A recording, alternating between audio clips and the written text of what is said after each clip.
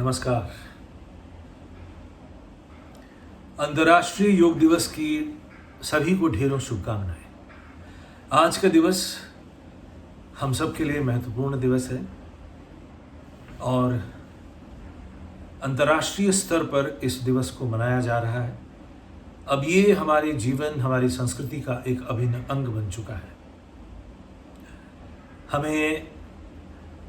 हमें यानी पूरे जनमानस को विश्व स्तर पर जो ह्यूमैनिटी है उसे योग को अपने जीवन में शामिल कर लेना चाहिए।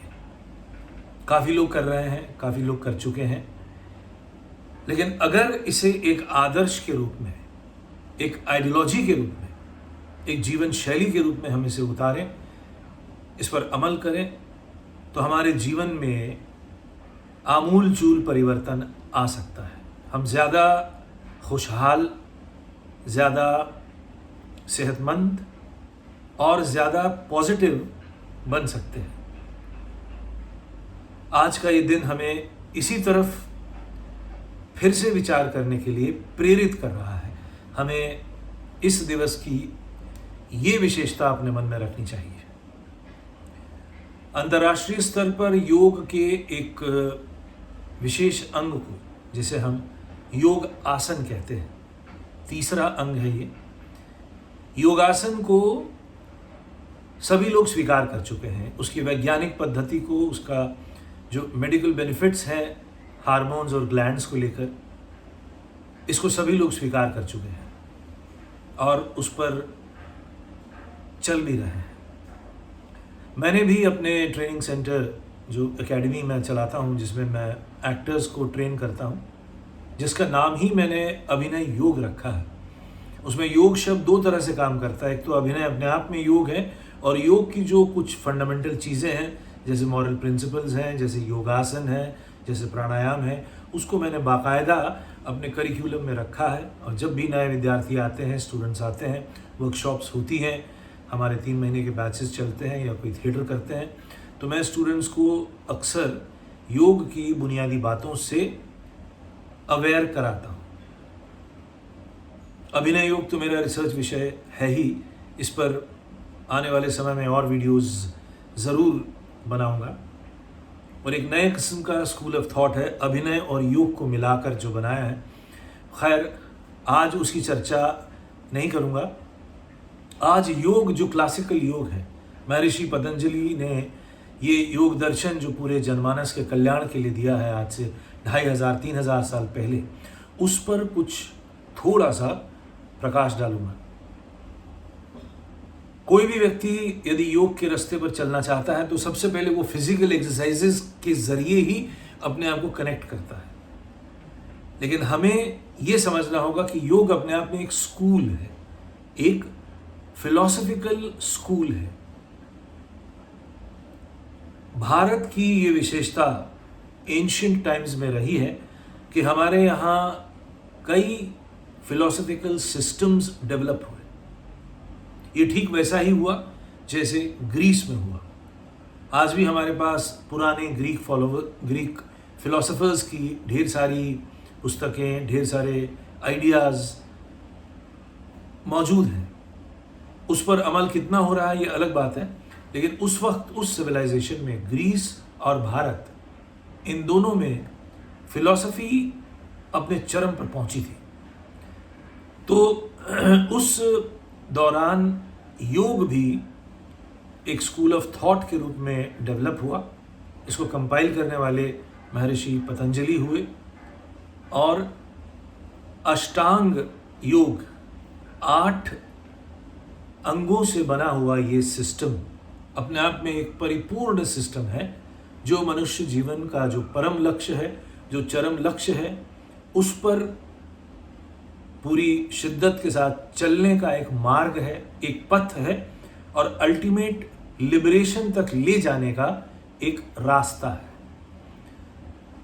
खैर, आज इतने थोड़े से समय में सारी बातें कह देना मुश्किल है, क्योंकि ये स्टेप बाय स्टेप सीखने की चीज़ है। आइए पहले ये 8 स्टेप्स या अष्ट अंग, 8 लिम्स, ये क्या है इन्हीं पर थोड़ी सी बात करता हूँ। आज का वीडियो इन 8 लिम्स के ऊपर, 8 अंगों के ऊपर। क्या है ये 8 अंग? तो पहला, the first step is yama, 5 principles of yama. ये पहला पायदान है, पहला कदम है। हमारा आउटलुक कैसा होना चाहिए उसको थोड़ा सा विस्तार से भी एक्सप्लेन करूंगा। दूसरा है नियम, ये भी मॉरल प्रिंसिपल के अंतर्गत ही आता है। ये दोनों स्टेप्स, ये दोनों अंग, पहला और दूसरा, हमारे नैतिकता को मजबूत करते हैं। अब देखिए, यहीं से शुरुआत होती है। अनैतिक आदमी योग के पथ पर कितना ही कुछ करे, उसको रिजल्ट नहीं मिलेंगे। तीसरा अंग, थर्ड स्टेप इज आसन। जिन आसनों को लेकर, जिन आसनों को हम फिजिकल एक्सरसाइज समझते हैं और जिसकी अभी धूम मची है पूरे देश में और विदेश में भी, वो तीसरे पायदान पे है। तो बिना नैतिकवान हुए आप आसन भी ठीक से नहीं कर सकते। ये बात पतंजलि के इस योग सूत्रम में बहुत स्पष्ट रूप से कही जाती है। क्योंकि आसन सिर्फ फिजिकल एक्सरसाइजेस या फिजिकल पोस्चर्स नहीं है, उसके साथ कनेक्टेड है हमारा ग्लैंडुलर स्ट्रक्चर और हमारा हार्मोन सीक्रेशन। तो आसन को हम एक्सरसाइज न समझें, वो पोस्चर्स हैं डेफिनेटली, लेकिन उसका प्रभाव और उसका इफेक्ट हमारे नर्वस सिस्टम पर ज़्यादा है, हमारे मन पर ज़्यादा है। उसके बाद चौथा जो पायदान है, चौथी जो सीढ़ी है, वो है प्राणायाम, प्राणों को कंट्रोल करना। ये चौथा स्टेप है। उसके बाद 5वां स्टेप है प्रत्याहार। प्रत्याहार का मतलब है अपने मन को बाहर की जगत से धीरे धीरे हटाना और अंतर्मुखी करने का प्रयास करना। ये एक विधि है, ये इससे जुड़ी हुई बहुत सारे एक्सरसाइजेज या बहुत सारे क्रियाएं हैं। अब किसी के मन में ये सवाल आ सकता है कि मन जो स्वाभाविक रूप से बाहर दौड़ रहा है, उसको भीतर ले जाने की क्या ज़रूरत है, और भीतर ले जाके क्या करेंगे हम, क्या हासिल करने वाले हैं। तो यही बात यहाँ से समझनी ज़रूरी है कि योग अंततः अंतर यात्रा है। पहले हमारे बहिर्जगत को मजबूत करता है, फिर अंतर्मुखी और अंतर यात्रा की तरफ ले जाता है, जिसमें उसका जो ये 5वां स्टेप है प्रत्याहार। बाहर से आहार नहीं लेना है, आहार अंदर लेना है। और आहार, अंदर का आहार क्या है? हमारे विचार, हमारा अचेतन मन, हमारी दबी हुई भावनाएं, हमारे दबे हुए ख्याल, उनको धीरे धीरे प्यूरिफाई करते हुए इसके बाद जो छठा स्टेप है धारणा, वो सिखाता है। धारणा में हम क्या करते हैं? मन को किसी एक जगह पर कंसंट्रेट करते हैं, फोकस करना सीखते हैं। और इसके बाद की अवस्था है ध्यान की अवस्था। ध्यान में मन को केंद्रीभूत किया जाता है। जो मन अभी 1000 दिशाओं में भटक रहा था थोड़ी समय पहले, उसे आसन के माध्यम से, प्राणायाम के माध्यम से, प्रत्याहार के माध्यम से, धारणा के माध्यम से एकाग्र चित्त किया, वन पॉइंटेड किया। कई शास्त्रों में इसे अग्रया बुद्धि भी कहते हैं। बिंदुभूत मन बनाया, फिर ये बिंदुभूत मन सहज रूप से अपने अगले स्टेप पर, यानी 8वें स्टेप पर इस्टेब्लिश होता है, जिसे समाधि कहते हैं। ये बहुत ही बेसिक लेवल पे अष्टांग योग की जर्नी है। यम, नियम, आसन, प्राणायाम, प्रत्याहार, धारणा, ध्यान, समाधि। तो योग के दर्शन से या योग की आइडियोलॉजी से हमारा लक्ष्य क्या हुआ? हमारा लक्ष्य बना समाधि, absorption in the divinity, absorption in the pure consciousness. उस चेतना उस चेतना में, उस चैतन्य सत्ता में मिल जाना, विलीन हो जाना और स्वयं को खो देना, ये अंतिम अंग है, ये अंतिम सीढ़ी है और उसी की तैयारी है।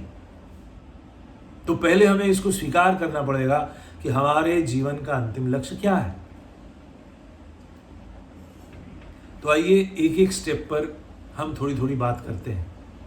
अंतिम लक्ष्य, अगर जीवन का ढेर सारा रुपया पैसा कमाना है, ढेर सारा प्रॉपर्टी खरीदना है और करोड़ों रुपए का बैंक बैलेंस बनाना है, तो योग आपकी सहायता नहीं करेगा। इसलिए ठीक यात्रा उसी की होगी जिसने शुरू में ही अपना लक्ष्य तय कर लिया। हाँ, छोटे छोटे लक्ष्य अलग हो सकते हैं। हमारे जीवन में छोटे छोटे लक्ष्य हो सकते हैं रुपए पैसे से जुड़े हुए, लेकिन मनुष्य जीवन के रूप में हमारा जो अंतिम लक्ष्य, अंतिम सीढ़ी, अंतिम सोपान है, वो समाधि की तरफ है। वो डिविनिटी में समा जाना, वो स्वयं का परम से मिल जाना, यही योग है। योग का एक अर्थ ये भी है जोड़ना, संधि, क्योंकि वो आया है युज धातु से। द रूट वर्ब या द रूट धातु इज युज, which means to connect, a link. तो योग किसका लिंक है? मन का आत्मा से लिंक, मन का परम से लिंक, मिल जाना और खो जाना। जुड़ने और जोड़ने के भी अलग अलग तरीके होते हैं। जैसे पानी में अगर रेत मिला दें तो रेत और पानी जुड़ेंगे नहीं, उन दोनों का अलग अलग अस्तित्व मौजूद रहेगा। लेकिन पानी में अगर शक्कर मिला दें तो पानी और शक्कर मिल जाएंगे, वो पानी मीठा हो जाएगा, शक्कर अपना अस्तित्व खो देगी, वो पानी में मिल गई, घुल मिल गई। तो ठीक ऐसे ही योग में मन चेतना में मिल जाएगा, ये लक्ष्य है। मन का अस्तित्व समाप्त हो जाना चाहिए, मन का एक प्रकार से नाश हो जाना चाहिए। ये अंतिम स्थिति, अंतिम परिणति, मनोनाश भी उसे कहते हैं, और टेक्निकल भाषा में समाधि। तो आज मैं जो शुरू के 2 अंग हैं, यम और नियम, इस पर अपनी बात कहता हूँ। और आज के दिन हम इन बातों को अपने जीवन में उतारें, और इस पथ पर यदि चलना चाहते हैं तो हमें इन सिद्धांतों को पहले अपने जीवन में कवच के रूप में इस्तेमाल करना होगा। ये हमारा सिक्योरिटी जोन है। आप अदरवाइज हमेशा कंफ्यूज रहेंगे, डिस्टर्ब रहेंगे, डिप्रेस हो जाएंगे। लेकिन अगर आपने यम और नियम के सिद्धांतों को अपने जीवन में उतारा तो आप देखेंगे आपको हमेशा बल मिलेगा, आपका मन मजबूत रहेगा, आपका मन पॉजिटिव रहेगा, आपका मन उसी परम, उसी चरम लक्ष्य की तरफ चलता रहेगा। धीरे धीरे संसार के जो उतार चढ़ाव हैं ये आते रहेंगे, जाते रहेंगे, लेकिन भीतर से आप धीरे धीरे अपने लक्ष्य की तरफ बढ़ते रहेंगे। तो पहले यम सिद्धांत को समझते हैं। उसके 5 प्रिंसिपल्स हैं: अहिंसा, सत्य, अस्तेय, अपरिग्रह और ब्रह्मचर्य। ये 5 यम के सिद्धांत हैं।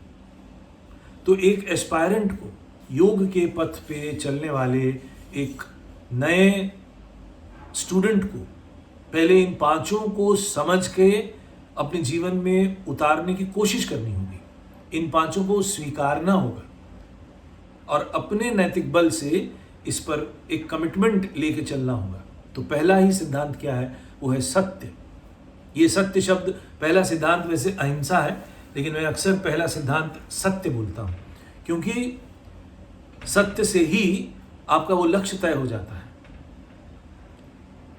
सत्य और अहिंसा, ये हमने 2 शब्द अक्सर सुने हैं।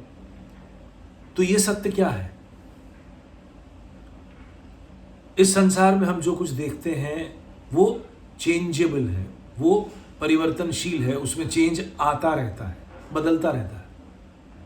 आज जो बच्चा है वो कल युवा हो जाता है, आज जो युवा है वो वृद्ध हो जाता है, आज जो वृद्ध है कल वो गुजर जाता है, आज जो प्रोजेक्ट आपने किया वो कल पुराना हो जाता है, धीरे धीरे वो समाप्त भी हो जाता है। आज जिस घर में आप रह रहे हैं, कल कोई और रह रहे थे, और धीरे धीरे वो घर भी टूट जाता है, जीर्ण शीर्ण हो जाता है, अपना अस्तित्व खो देता है। तो कहने का अर्थ ये है कि संसार में जो कुछ है वो परिवर्तनशील है। लेकिन आप ऑर्डिनरी माइंड से यदि सोचें और ये क्वेश्चन करें कि क्या इस दुनिया में ऐसा कुछ है जो अनचेंजेबल है, जो शाश्वत है, कुछ है ऐसा? क्या ऐसा हो सकता है कि कुछ परमानेंट हो? आपने यदि ईश्वर के अस्तित्व को नहीं माना, आप गॉड के अस्तित्व को नहीं मानते, मान लीजिए आप कुछ भी नहीं मानते, लेकिन क्या आपके मन में ये सवाल आए, यदि ये सवाल आए कि इस चेंजिंग वर्ल्ड में कुछ अनचेंजिंग है क्या? अगर इतना ही आपने सोचा तो जवाब ये है कि जो अनचेंजिंग है, जो अपरिवर्तनशील है, वो सत्य है। उसको ऋषि लोगों ने सत्य कहा।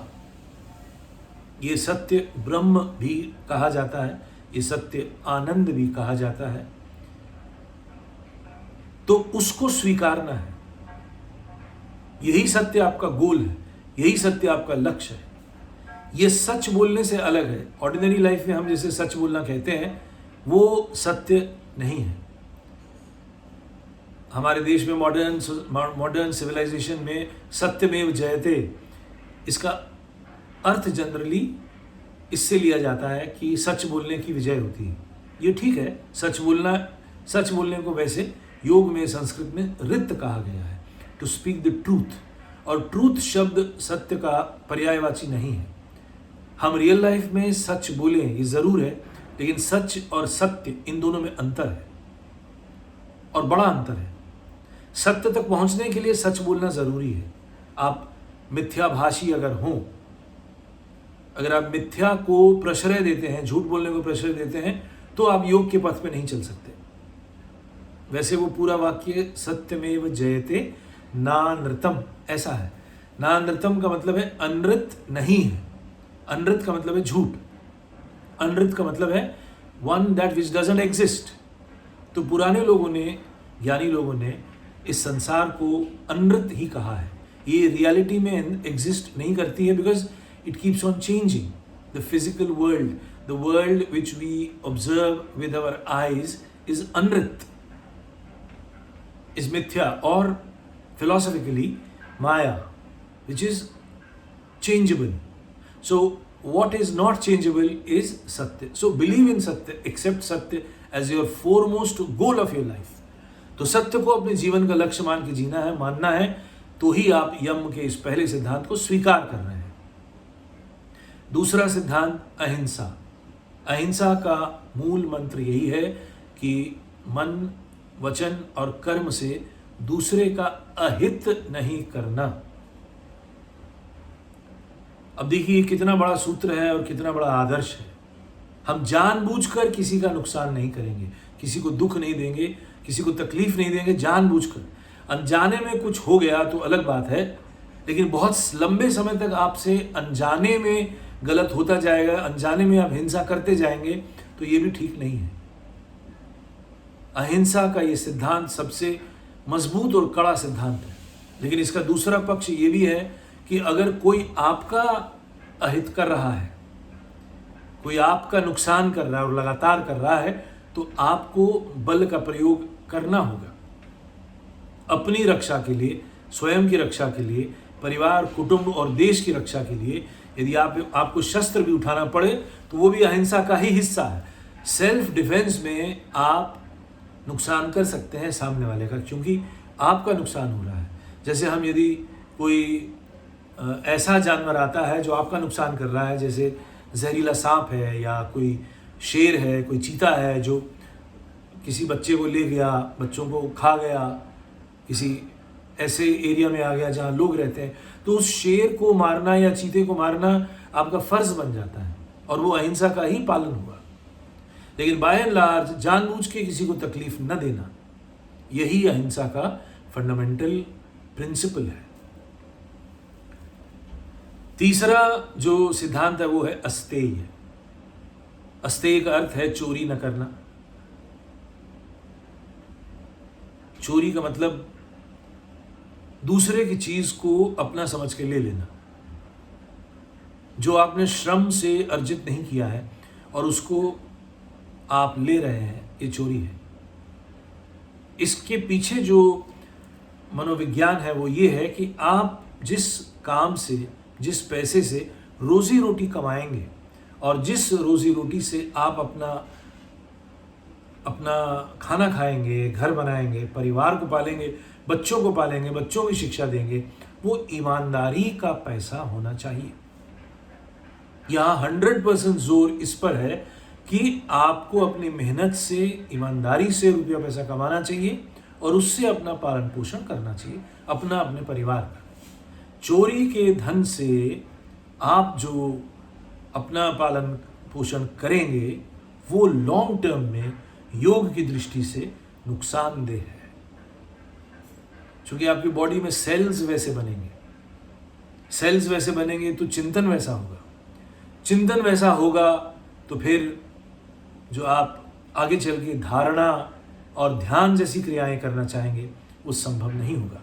चित्त चंचल रहेगा, अशांत रहेगा। प्रत्याहार से जो अलग यात्रा शुरू होती है उसके लिए चित्त की स्थिरता, चित्त में स्थैर्य ये जरूरी है। और उसके लिए इम्पोर्टेंट आधार ये है कि आपका अन्न ईमानदारी के पैसे से आना चाहिए। तो ये बात हुई अस्तेय की। इसके बाद है अपरिग्रह। अपरिग्रह का सिद्धांत ये कहता है जितनी आवश्यकता है उतना ही इकट्ठा करें। अब यदि कोई भी व्यक्ति योग के पथ पर चल रहा है, योग को आइडियोलॉजी मान के चल रहा है, तो क्या वो वेल्थ का होर्डिंग या बहुत ज्यादा धन इकट्ठा करना, प्रॉपर्टी इकट्ठा करना, क्या वो आदर्शगत बात होगी? नहीं होगी। एक योगी बहुत ज्यादा धन इकट्ठा नहीं कर सकता, नहीं करना चाहिए। उसका जीवन सिर्फ प्रॉपर्टी खरीदने में नहीं बीत सकता। तो जितना आवश्यक है, जितने कपड़े चाहिए उतने रखें, जितना घर चाहिए उतना रखें, जितनी वस्तुएं चाहिए, उपयोग में आने वाली जितनी चीजें से उसका गुजारा होता है उतना ही इकट्ठा करना चाहिए। अब ये वैसे लंबी बात है। अगर आप ज़रूरत से ज़्यादा कमाना चाहते हैं, ज़रूरत से ज़्यादा इकट्ठा करना चाहते हैं, तो आपकी पूरी शक्ति, आपकी पूरी ऊर्जा उसी काम में चली जाएगी। और ये भी जुड़ी हुई बात है कि जिस तरह का आप काम करेंगे उस तरह से आपका चित्त भी बनता जाएगा। आपका प्रोफेशन आपके मन को बनाता है। अगर आप परिग्रही हैं, आप परिग्रह करते रहते हैं, इकट्ठा करते रहते हैं, तो मन में उससे जुड़े हुए ख्याल आते ही रहेंगे। आपको समय भी देते रहना पड़ेगा, आपको इनकम टैक्स के चक्कर, आपको सीए के साथ मीटिंग्स, आपको बहुत सारी ऐसे काम करने पड़ेंगे जो आपको योग के आदर्श से दूर ले जाएंगे। आपके पास अपने लिए समय ही नहीं बचेगा। तो इसीलिए अपरिग्रह ये सिद्धांत है, वो आपको ये प्रेरणा देता है कि आप उतना ही इकट्ठा करें जितने में आपका काम हो जाता है, जितने में आपके शरीर की रक्षा, मन की रक्षा, परिवार की रक्षा, आसपास के लोग जो आप पर आश्रित हैं उनकी रक्षा सुरक्षा आसानी से हो सके। अब ये देश काल पात्र के अनुसार चेंज होता रहेगा। बड़े शहर में एक बात है, छोटे शहर में दूसरी बात है, गांव में तीसरी बात। तो इस तरह से अपरिग्रह के सिद्धांत को अपनाना होगा। और पांचवा सिद्धांत जो यम का है वो है ब्रह्मचर्य। ब्रह्मचर्य का मतलब है ब्रह्म में विचरण करते रहना। ब्रह्म सत्य का ही दूसरा नाम है। ब्रह्म का मतलब है सुप्रीम कॉन्शियसनेस। ब्रह्म का मतलब है चैतन्य सत्ता। ब्रह्म का मतलब है वो ताकत, वो शक्ति, वो परम शक्ति जिससे ये पूरी सृष्टि, ये पूरा विश्व ब्रह्मांड बना है। तो उस भाव को लेते रहना ये ब्रह्मचर्य है। इस ब्रह्मचर्य का दुरुपयोग डेफिनेशन के माध्यम से योग के इतिहास में हुआ है, जिस वजह से आश्रमी लोग या ग्रही लोग इससे थोड़ा सा दूर होते गए। वैसे इसका जो वो भाग है जो विवाह करना या नहीं करना, या पूर्ण रूप से पुरुष का स्त्री से संबंध नहीं बनाना, स्त्री का पुरुष से संबंध नहीं बनाना, इस पर जो विचार है, जो आदर्शगत बात है, वो भी कहना चाहूँगा। पहला पॉइंट तो ये है कि ब्रह्म से कनेक्टेड रहना, ब्राह्मी भाव लेते हुए संसार में रहना, ये पॉइंट है। दूसरा है, यदि आपने संन्यास का व्रत लिया है, आपने आजीवन ब्रह्मचारी रहने का व्रत लिया है, तो आप अगर पुरुष हैं तो आपको किसी स्त्री से संपर्क में नहीं रहना चाहिए। आपका फिजिकल रिलेशन नहीं हो सकता। ठीक वही स्त्री पर भी अप्लाई होता है। अगर उसने ब्रह्मचारिणी रहने का व्रत ले लिया है तो वो आइडियली पुरुष संग नहीं करेगी। लेकिन जो ग्रही लोग हैं, जो विवाह करते हैं और विवाह करके अपना परिवार बनाते हैं, परिवार को चलाते हैं, वो आइडियल मैरिड लाइफ जिएंगे। एक पुरुष किसी एक स्त्री के ही संपर्क में रहेगा और उसी के साथ उसका फिजिकल रिलेशन होना चाहिए। हाँ, अगर समस्याएं हैं, प्रॉब्लम्स हैं, डिफिकल्टीज हैं, एडजस्टमेंट नहीं होता, क्योंकि आज का युग, आज का ज़माना बहुत बदल गया है। हम लोग एक अलग ही दुनिया में जी रहे हैं। मैटर सेंटर्ड सिविलाइजेशन के हिस्सा बन चुके हैं हम। तो वहाँ पे डेफिनेटली अगर सेपरेशंस होती हैं तो आदमी को या तो पूर्ण रूप से ब्रह्मचारी रहना चाहिए या किसी दूसरी स्त्री से विवाह कर लेना चाहिए, और स्त्री के लिए भी यही अप्लाई होता है। पर उसमें भी जो रूल है वो है रिस्ट्रेंट। आपको अपने फिजिकल रिलेशन में रिस्ट्रेंट या संयम का एप्लीकेशन करना होगा, तभी आप योग के पथ पर और आगे बढ़ सकते हैं। और आने वाले जो स्टेप्स हैं, आने वाले जो अंग हैं, उनका लाभ तभी आपको मिल सकता है। ये हुआ यम सिद्धांत। 5 प्रिंसिपल्स मैंने डिस्कस किए। हालांकि ये डेफिनेटली एक लंबा वीडियो है, तो इसमें मैं सोचता हूँ कि इससे जुड़े हुए जो दूसरे अंग हैं उस पर डिटेल में चर्चा मैं बाद में करता हूँ। मगर लगे हाथ 5 नियम, जो अगले 5 नियम हैं, अगले 5 सिद्धांत हैं, जो मॉरल प्रिंसिपल्स का हिस्सा है। 5 प्रिंसिपल्स ऑफ नियम साधना। उसमें शौच, संतोष, तपः, स्वाध्याय, ईश्वर प्रणिधान, ये 5 आते हैं। तो ब्रीफली इनको टच करता हूँ। शौच का मतलब है cleanliness, purity, physical cleanliness and mental cleanliness also. Try to remain pure and clean as much as possible. Physical cleanliness तो चाहिए ही, लेकिन मेंटली भी अपने आप को इम्प्योर होने से बचाते रहें। ऐसी जगह से दूर रहें, ऐसे खान पान से दूर रहें, ऐसे संग से दूर रहें जो आपको इम्प्योर करता है। इम्प्योरिटी का मतलब है तामसिक करता है।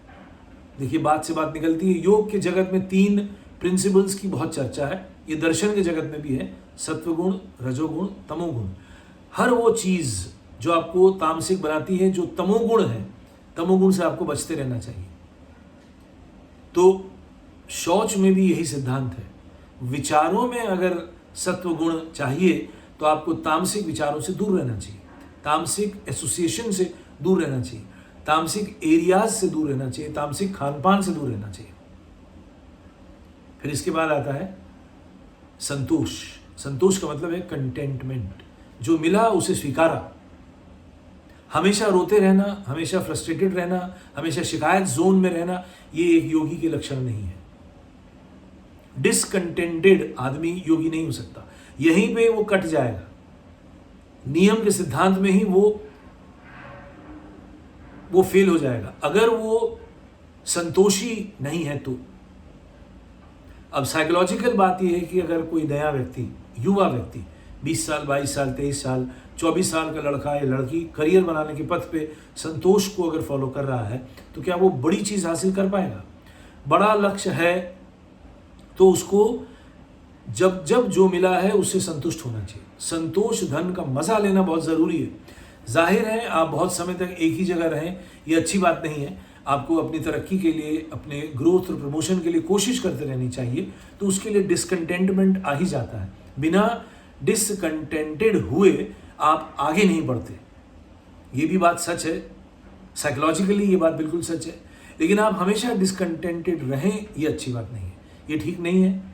आपको मज़ा लेना चाहिए, संतोष धन का आनंद ज़रूर लेना चाहिए। तो जब जब आपने जो जो अचीव किया उसको पहले स्वीकार के उसमें रहिए कुछ समय और खुश होते रहिए, तो ही ये संतोष सिद्धांत को आप अप्लाई कर सकते हैं अपने लाइफ में। इसके बाद है तपः। तपः का मतलब है हार्डवर्क, और इसके साथ साथ आता है डिटर्मिनेशन। ये हार्डवर्क अपने करियर की अचीवमेंट के लिए नहीं है, ये हार्डवर्क इन सिद्धांतों को फॉलो करने के लिए है।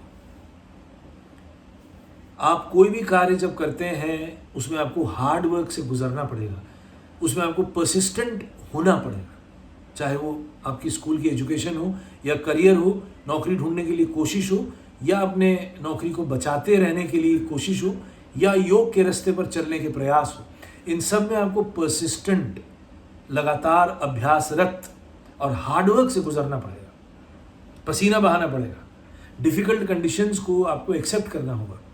हमेशा कंडीशंस आपके अनुकूल हो ऐसा ज़रूरी नहीं, आपकी वर्क लाइफ में भी ज़रूरी नहीं है कि हर एटमॉस्फेयर आपके अनुकूल हो।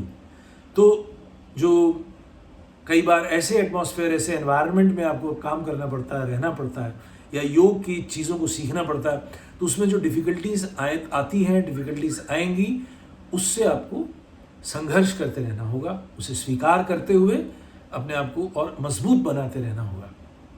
तो ये तपः का सिद्धांत है। इसके बाद आता है स्वाध्याय। स्वाध्याय का अर्थ है स्टडी ऑफ स्क्रिप्चर्स।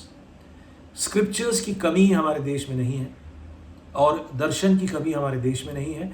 आप किसी भी स्क्रिप्चर का अध्ययन रोज हैबिट के रूप में कर सकते हैं, चाहे वो, अगर हम योग की बात करें तो योग सूत्रम या इस पर हुई टीकाएं जो हैं, इस पर हुई कमेंट्रीज जो हैं, उसका स्टडी कर सकते हैं।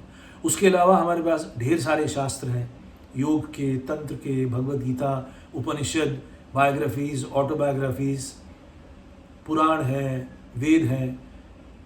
थोड़ा थोड़ा 10 मिनट का ही स्टडी कर लेना, तो उससे क्या होगा, आपको उस परम, उस सत्य, उस ब्रह्म, उस सुप्रीम कॉन्शियसनेस की जो इंटेलेक्चुअल कनेक्टिविटी है वो होती रहेगी। आपका मन थोड़ा सा उससे कनेक्ट होता रहेगा, तो ये आपको री एजुकेशन में हेल्प देता रहेगा। अदरवाइज संसार की जो आपाधापी है, संसार के जो अपने क्रियाकलाप है, वो आपके मन को दूषित करते रहेंगे, तो मन वहाँ से हटता रहेगा। मन का स्वभाव है वो जैसा सुनता है, जैसा देखता है, जैसा पढ़ता है, वैसा बनता जाता है। तो इसीलिए थोड़ा सा स्क्रिप्चर्स का स्टडी करना, स्क्रिप्चर्स का अध्ययन करते रहना आपके योगिक जर्नी के लिए अनिवार्य है। इसके बाद जो 5वां सिद्धांत नियम का है वो है ईश्वर प्रणिधान। ईश्वर प्रणिधान का मतलब है ईश्वर की तरफ चलने का प्रैक्टिस। यहाँ से योग का एक प्रैक्टिकल रास्ता शुरू होता है जिसे हम मेडिटेशन कहते हैं। ईश्वर प्रणिधान वही है। फर्स्ट यम में हमने सत्य को स्वीकारा, उस सत्य का ही नाम ईश्वर है।